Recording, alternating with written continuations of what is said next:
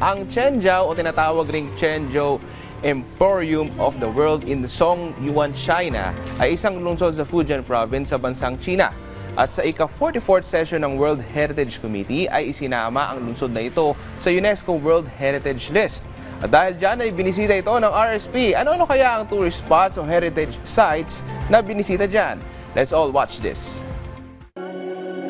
Ang China ay binubuo ng mahigit 700 lungsod kung saan bawat lugar ay may kanya-kanyang kwento at maipagmamalaki.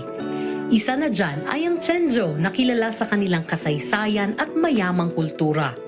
At bukod sa kanilang mga historical sites, marami ring cultural activities na maaaring gawin sa naturang lugar. Para sa mga mahilig sa arts at music, isa ang Jiangyin Traditional Music Studio sa dapat bisitahin sa Quanzhou dahil dito mapapanood ang performances nila ng string puppetry at Nanyin music. 1,000 years ago na ang nakalipas ng simula ng string puppetry at kasalukuyan na may 36 strings para sa iba't ibang movements. Kaya itinuturing ito bilang isa sa pinakamahirap at komplikadong form of art. Pagdating naman sa music, isa ang Nanyin music style sa itinatanghal sa studio na ginagamitan ng iba't ibang Chinese instruments na may kasamang vocals at ito ay considered as a living fossil in the Asian Chinese music industry. Hindi rin dapat palampasin ang Kung Fu show sa Quanzhou Shaolin Temple. Mapapanood rito ang mga nakakabilib na estilo ng Kung Fu tulad ng Shaolin Boxing at Shaolin Stick. Another set of must-visit sites ay ang mga museo na nagpapakita ng history at cultural heritage ng Quanzhou.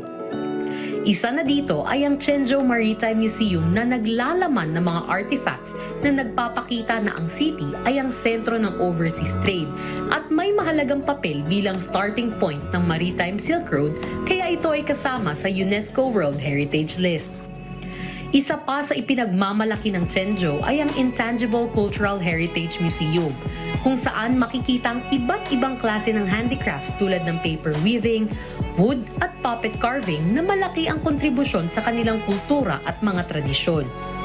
So for example, carving papers is an education to younger generation and it digs into our education and it shows up when we are adults. So we are patient, we are very nice to people. Para naman mas maramdaman ang kultura ng Quanzhou, isa sa dapat subukan na interactive activity ay ang lantern making.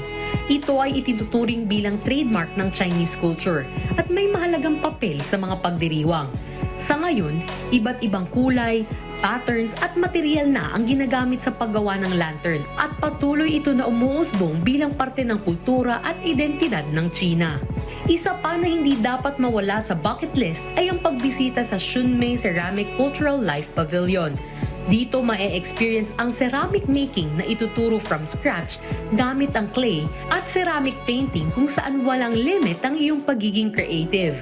Makikita rin dito ang iba't ibang uri ng ceramic from garden displays, snow globes at cartoon characters.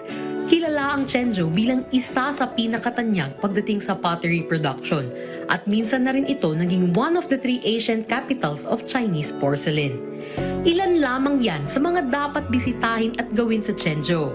Bawat lugar at activity ay may kaakibat na kwento tungkol sa kanilang mga tradisyon at kultura. Nakakabilib na sa kabila ng mabilis na pagbabago ng panahon, ay nasasabayan pa rin nila ito habang inaalagaan at pinapanatili ang ganda ng kanilang mga cultural heritage.